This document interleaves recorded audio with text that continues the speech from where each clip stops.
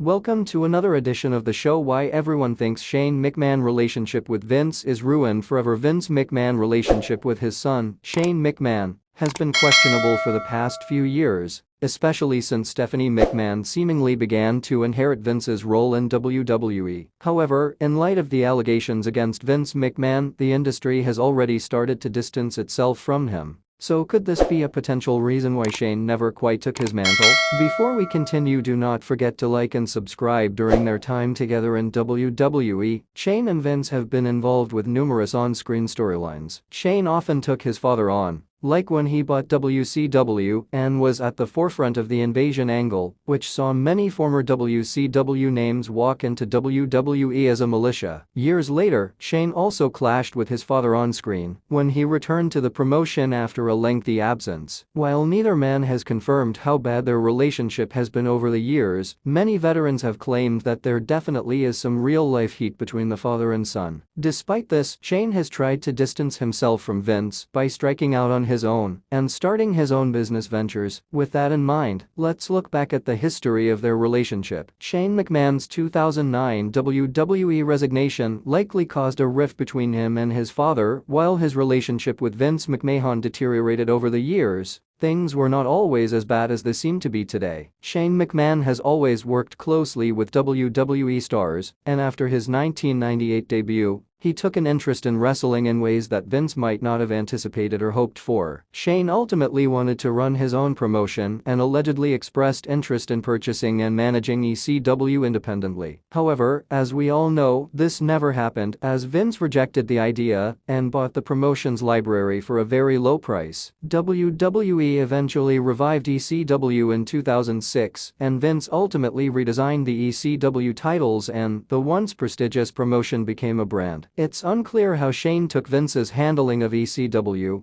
but by 2009, he had resigned from WWE to pursue his own endeavors. The two men have never openly spoken about the situation, but this move likely worsened things between Vince and Shane and fostered a sense of disappointment. It seemed like Shane was no longer interested in WWE, and by 2010, he launched his very own company, U On Demand. The company focused on streaming and bringing US-based movies and television shows into the Chinese market. Shane later became involved with Ideanomics and eventually served as the company's vice chairman. In 2021, Shane was announced as the executive vice president of Ideanomics, which has seemingly become his focus since. Vince McMahon allegedly prevented Shane McMahon from buying UFC. The UFC is currently the biggest MMA promotion in the world. Since last year, it has merged with WWE under the umbrella of TKO Holdings. Naturally, the two products differ significantly, but due to the overlap, Shane McMahon allegedly saw some value in the promotion back in the day. In an interview with Big Boy,